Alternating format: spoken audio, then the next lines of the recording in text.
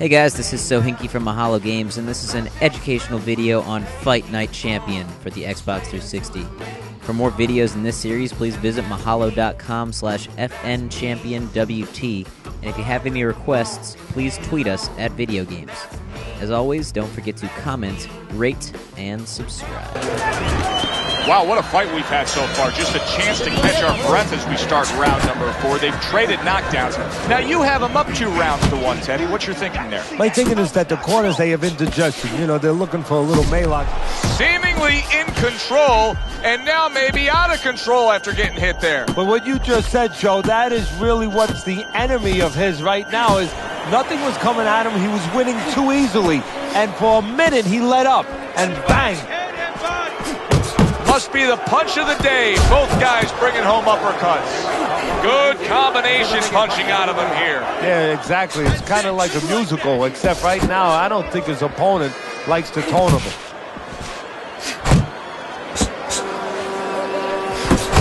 That punch nowhere close.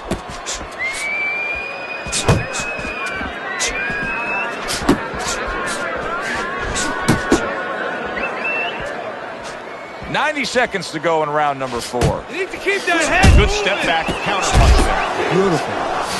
Not hitting his mark there going upstairs.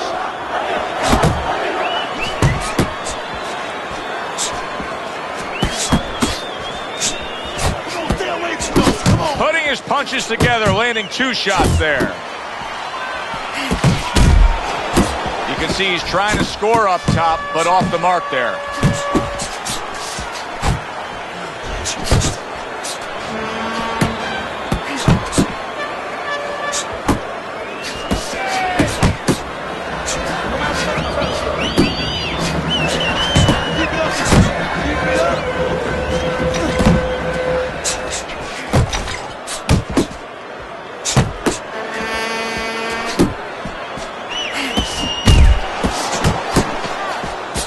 Tried to land that upstairs and was off the mark. Each man able to land an uppercut. I like the way he looked at the end of that round. It looks like he's gaining some momentum here. Good competitive fight, and I do believe that he's up on the scorecards. Yeah, I have it the same way. He got rocked earlier in this fight. I don't see him changing much up, Teddy. Would you be advising him that now is time for an adjustment? Well, you have to have a plan B, maybe even a plan C when you come into it. Maybe he doesn't have one. Now, if he doesn't have one, you're not going to tell him to start changing up, because then you're basically saying, I don't know what to do, but, you know, we're in trouble. Mistargeted. He just gave his opponent a really good taste of how fast his hand speed is. Yeah, you know, a lot of times we talk about power, and we see that power, you know, can damage a guy right away, obviously, and it can intimidate an opponent.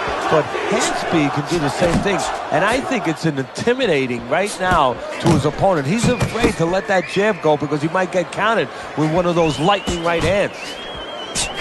That hook was well off the mark. Big left hand. Big shot comes crashing home. He was able to get up and continue on last time. Now he goes down again. 4.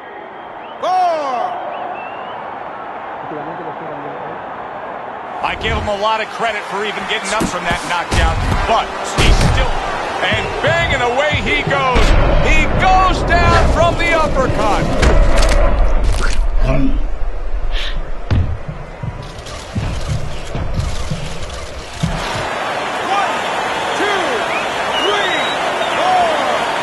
So he goes down, but able to get up to his feet. Teddy, what should he be thinking about now? Well, right now, just surviving, but if he survives, then he better figure out why he was put on the floor. That punch just close.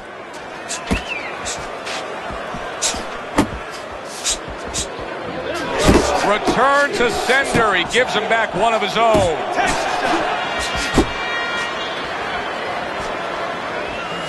Great round now, back and forth. After he did the hurting, he's the one hurt. Joe, simply put, this is about wit, grit, and spit. This is about fighting. Come on, kid, focus. Final 10 seconds of this 5th round. That shot unable to land. End of that round, and the knockdown was scored. Now, Teddy, the fighter who was floored, how do you treat him? Do you go soft on him when he comes back, or do you get right in his face? What's the way to approach it? You have to know your fighter. You have to know the temperament of your fighter. Some guys, you know, they just kind of crawl up into a ball, and they don't come out of it if you get too strong with them. Other guys, they react well to that. So you got to know what he reacts to, first of all. And the most important thing, you have to get information. Why did he get dropped? You had your right hand down, you got hit the hook, get your right hand up. You'll be okay. He missed with that headshot. Teddy, you've been in this spot before as a trainer. Your fighter gets rocked, and then you got to make a decision.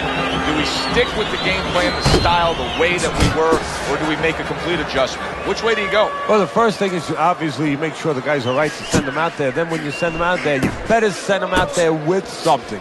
You know, you don't send the guy out into the cold with no coat on. So you better send them out there with some advice. You definitely make a change so he can feel confident that it's not going to happen again. You make an adjustment. And you can see he's done just that. I like that step back right there. Just enough to be out of danger, but still close enough to then land the counter punch. Well, that's what happens when you have that kind of experience. You're calm enough to know that range. Know where the beginning of the punch and the end of the punch is. Good looking uppercut that time. He scored well after being hit himself. Both guys have a lot to be proud of with their performances in this round so far, and they still want to give more. What an encore in this final minute. If you were a kid, you would feel that you're on one of those rides at Space Mountain. I mean, it's just ate a big uppercut. He's in bad shape. Oh, he's hurt right there. He is hurt. So in this kind of situation, it's kind of like a wounded animal. Yeah, you can go after him, but you better be careful because he'll strike out when you don't expect it.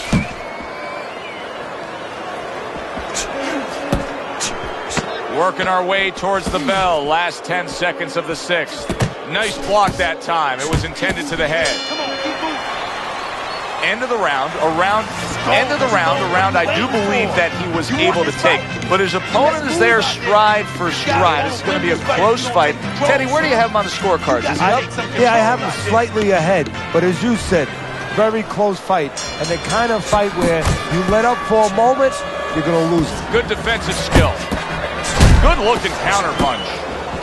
That's a big uppercut that just crashed home. Really wanted that uppercut, but just couldn't get it. Do you see any way in which he can take his opponent's aggression and turn it against him? Yeah, the perfect way. I mean, boxing 101, counter punches. You got a guy coming at you, no better way than to change his mind. Make a miss.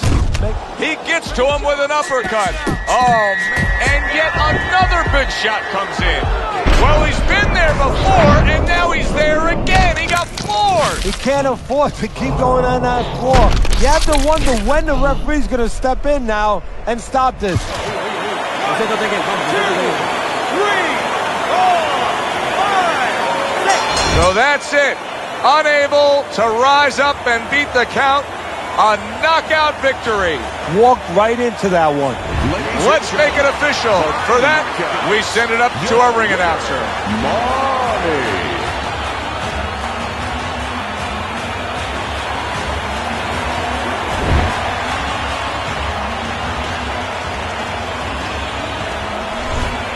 Now that's how you end a fight right there. Yes, he was controlling throughout, but he made a good, clean finish with the knockout. Yeah, as a trainer, you want to know, can a guy punch?